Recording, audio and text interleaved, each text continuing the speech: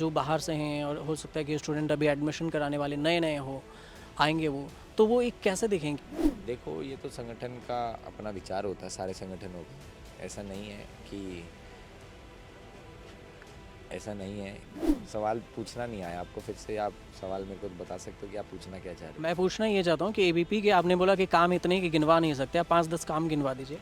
उसके बाद जैसे एलिगेशन चार है ये काम तो सीधे मैंने तौर आपको गिनवाई दिए जो विद्यार्थी परिषद ने करे। से बताइए, फिर से बताइए। नमस्कार, मैं हूँ राजू कुमार झा और हमारे साथ हैं एबीवीपी के अभी जो अध्यक्ष पद के उम्मीदवार हैं आर्यमन। आर्यमन, आप सबसे पहली बात कि आपकी तरफ से एबीपी का एक कॉलेज की तरफ दायित्व तो दिया गया है, लेकिन सवाल ये उठता है कि किस मुद्दे पर, कौन कौन से ऐसे मुद्दे हैं जो आप स्टूडेंट को अपनी तरफ अट्रैक्ट करने में सक्षम हो पा रहे हैं? कि देखो, अट्रैक्ट तो नहीं कर रही जी हम किसी को। हाँ। जो रियल मुद्दा है, हम तो उसके ऊपर बात कर रहे हैं। पहला मुद्दा है मेट्रो कंसेशन पास। ठीक है। दूसरा मुद्दा है कॉलेज में बढ़ती हुई फीस हाइक। तीसरा मुद्दा है हर कॉलेज में वाईफाई होना चाहिए। चौथा मुद्दा कॉलेज का इंफ्रास्ट्रक्चर अच्छा होना चाहिए। तो ये जो 2-3 मुद्दे हैं, इसके अलावा जो कुछ स्टूडेंट हैं ये कह रहे हैं कि वीमेन सेफ्टी नहीं है, तो वीमेन सेफ्टी भी होनी चाहिए। और इसके अलावा भी कुछ मुद्दे हैं, जैसे कहा जा रहा है कि यहाँ पर हॉस्टल के फ़ी ज़्यादा बढ़ रहे हैं, तो उन सब को भी कंट्रोल करने की। तो अभी अखिल भारतीय विद्यार्थी परिषद ने कुछ दिन पहले ही यहाँ 16 दिन का प्रोटेस्ट करा था। 16 दिन के प्रोटेस्ट में 2 दिन की भूख हड़ताल थी, जिस भूख हड़ताल का मैं भी हिस्सा था। मैं भी भूख हड़ताल पे रहा 2 दिन।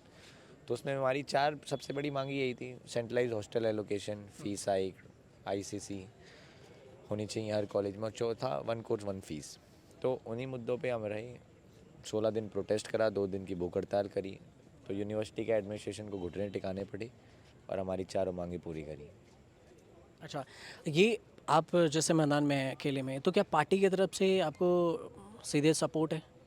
पार्टी सपोर्ट कर रही है? जी, पार्टी सपोर्ट करती है। चुनाव प्रचार प्रचार में आए हैं? हाँ जी, चुनाव प्रचार में अन्य अन्य राज्यों से लोग आए हैं हमारी मदद करने के लिए। अखिल भारतीय विद्यार्थी परिषद एक परिवार है। जब परिवार का कोई सदस्य खड़ा होता है तो पूरा परिवार मदद करने आता है। यहाँ तो अच्छा, इस एक चीज़ और मुद्दा जो मैंने देखा है यहाँ पे कि ज़्यादातर लोग ये सवाल उठा रहे थे कि टिकट कटने वाली बात हो रही है, एक दूसरे पर ही हावी हो रहे हैं, कुछ बागी टाइप के हो रहे हैं।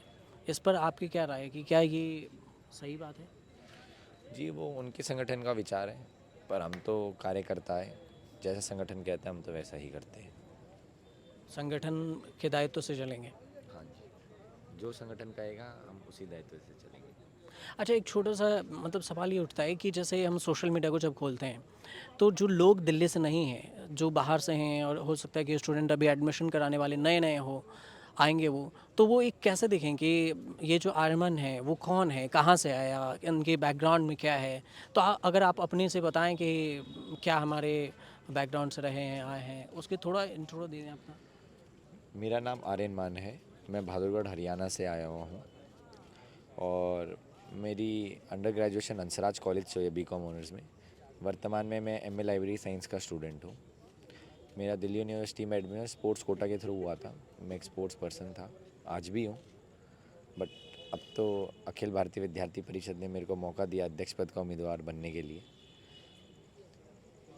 अच्छा, ये जैसे आपका आपका जो सोशल पे देखें कुछ ज़्यादा फ़ैन फॉलोइंग भी ज़्यादा है, आप ज़्यादा वायरल भी हैं, लोग चल रहे हैं एक, लेकिन एक जो टैग लग रहा है वो सोशल मीडिया पे जब आप सर्च करेंगे तो वो है कि भौकाल टाइप का, कि एबीवी जो है अपने आप में भौकाल टाइप कर रही है, मतलब उनका मतलब स्ट्रेंथ नहीं है स्टूडेंट के बीच में, लेकिन ऐसे सिर्फ हवा बनाने के लिए ऐसे कर रहे हैं। तो क्या ये जो ऐसा कर रहे हैं या फिर मैसेज डाल रहे हैं उनको आप क्या मैसेज देंगे? देखो जी, आप पिछले 10 साल का रिकॉर्ड देखोगे तो विद्यार्थी परिषद हर साल 3 या कभी 4 सीट जीत के ही आती है।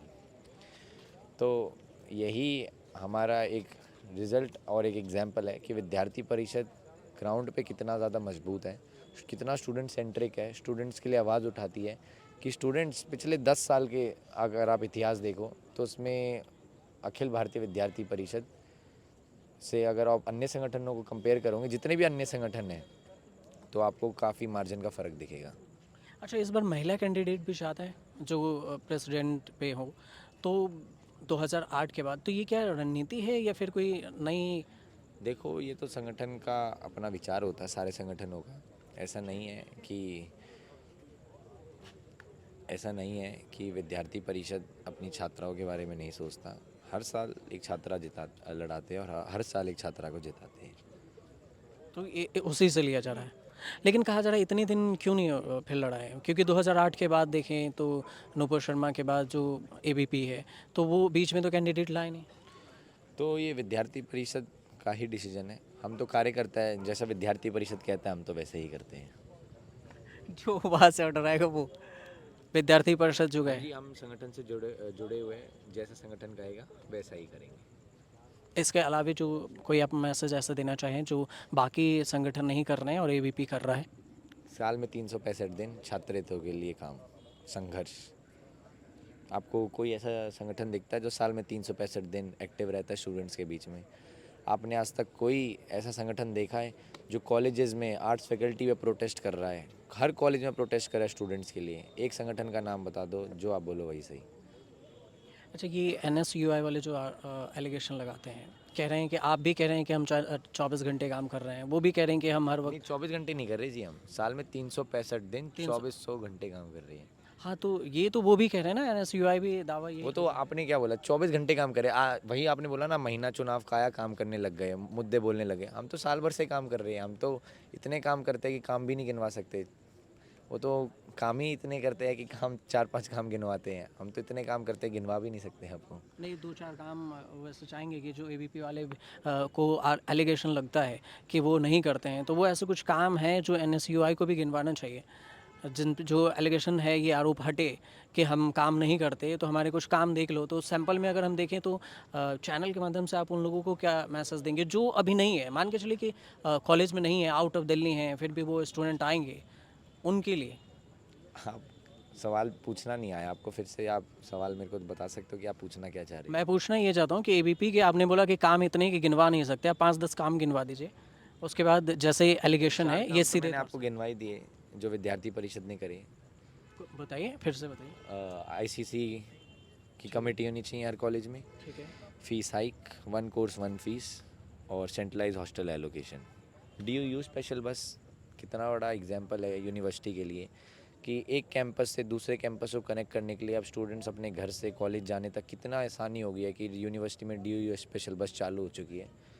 25 बच्चे है डीयू स्पेशल बस कि जो यूनिवर्सिटी में आज के दिन रूट पे है और सुबह से लेकर शाम तक चल रही है। इसी पे कंटिन्यू एबीपी की ही वजह से।